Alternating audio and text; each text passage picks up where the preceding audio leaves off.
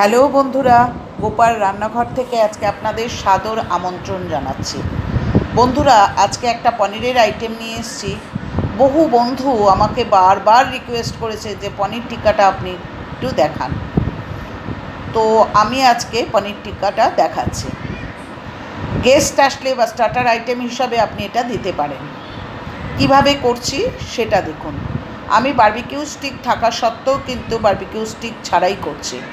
বাজার থেকে আমি 400 গ্রাম পনির কিনে নিয়ে এসেছি। পনিরগুলো একটু মোটাভাবে এবং স্কোয়ার শেপ করে কেটে নেবেন। ঠিক আছে বন্ধুরা? আচ্ছা, পনিরের থিকনেসটা কীরকম রাখবেন আমি সেটা দেখিয়ে দিচ্ছি। দেখুন, পনিরের থিকনেসটা রাখবেন হচ্ছে এরকম। ঠিক আছে? আপনার একটা ফ্রাইং প্যানের মধ্যে আপনি 3 চামচ সর্ষের তেল খুব গরম করে নিলেন। নিয়ে আপনি সর্ষের তেল শুদ্ধ ফ্রাইং প্যানটাকে নিচে নামিয়ে আপনি 2 চামচ বেসন দিয়ে বেসনটাকে খুব ভালো করে ভাজতে শুরু করলেন। ঠিক আছে? এই সময় কিন্তু আগুনে কোনো তাপ থাকবে না। ঠিক আছে? কারণ সর্ষের তেলটা আপনি খুব ভালো করে গরম করে নিয়েছেন। এরপর এর মধ্যে 1 চামচ কাশ্মীরি লঙ্কার গুঁড়ো দিয়ে আপনি বেসনটাকে খুব ভালোভাবে নাড়াচাড়া করতে লাগলেন, যাতে বেসনের রঙটা লাল হয়ে যায়। ঠিক আছে বন্ধুরা? আচ্ছা, এই পনির টিক্কা করার জন্যে কিন্তু সর্ষের তেলটা সবচেয়ে প্রয়োজনীয় ইনগ্রেডিয়েন্টস। আপনি কিন্তু সর্ষের তেলটা ব্যবহার করবেন। এই সময় কিন্তু আমি 3 চামচ সর্ষের তেল দিয়ে দিয়েছিলাম। ঠিক আছে বন্ধু? এরপর আপনি যে দইটা নেবেন সেই দইটা কিন্তু জল ঝরানো টক দই নেবেন। এই জল ঝরানো টক দইয়ের মধ্যে এটাকে ভুনা মশলা বলে। এই ভুনা মশলাটা কিন্তু আপনি আস্তে আস্তে ঢেলে দিচ্ছেন। এরপর এক এক করে মশলা দিচ্ছেন।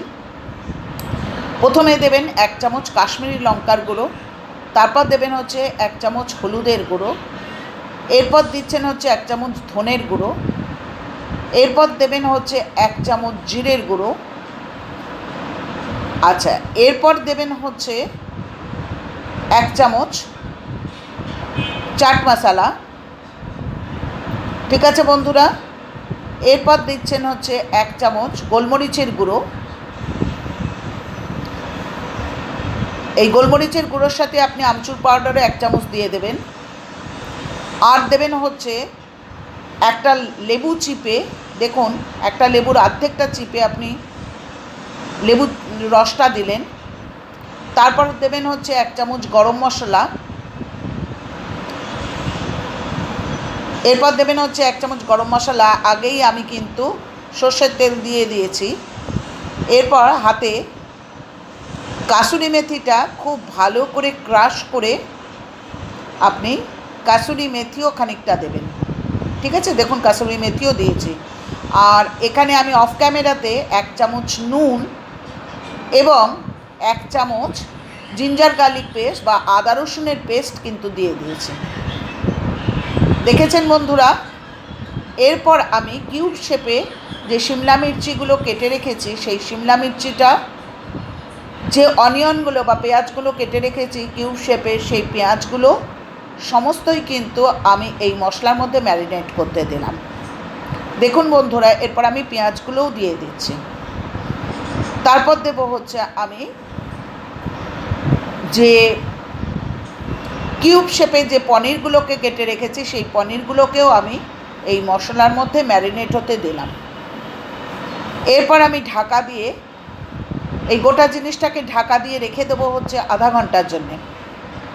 আধ ঘন্টা বাদে আমি ফেরত আসবো এবং ফ্রাইং প্যানে 1 চামচ সাদা তেল এবং 2 চামচ বাটার দেবো। দিয়ে ফ্রাইং প্যানটাকে একটু গরম করে একদম লো টু মিডিয়াম ফ্লেমে, আমি মিডিয়াম ফ্লেমও বলবো না, লো ফ্লেমেই আমি হিটটা রাখবো। এবং একটা একটা করে এই টুকরো অর্থাৎ পনিরের টুকরোগুলোকে আমি বারবিকিউ স্টিক থাকা সত্ত্বেও কিন্তু আমি প্যানে করে দেখাচ্ছি, কারণ যাতে সবাই করে নিতে পারেন। এইভাবে একটা একটা করে টুকরো পনিরগুলোকে আমি সাজিয়ে দিচ্ছি। এরপর দেখুন আমি শিমলা মির্চিগুলোকেও, যেগুলো ম্যারিনেটেড শিমলা মির্চি ছিল বা অনিয়ন ছিল, পেঁয়াজ ছিল, সেই পেঁয়াজের টুকরো বা শিমলা মির্চির টুকরোগুলোকেও কিন্তু আমি আস্তে আস্তে সাজিয়ে দিলাম। পনিরের টুকরোগুলোকে আমি সাজিয়ে দিলাম। এইভাবে আমি একটা সাইড 1 মিনিট বা 1.5 মিনিট বা 2 মিনিট ধরে হতে দেবো।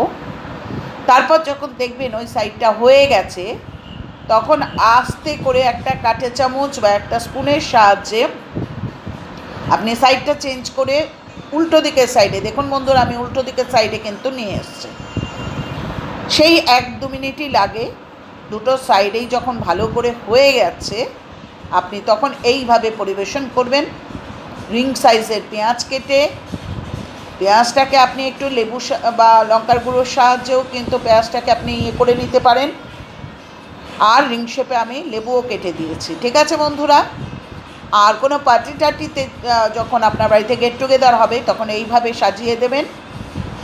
টমেটো সস বা একটা গ্রিন সস, এই সহযোগে খেতে অত্যন্ত সুস্বাদু লাগবে।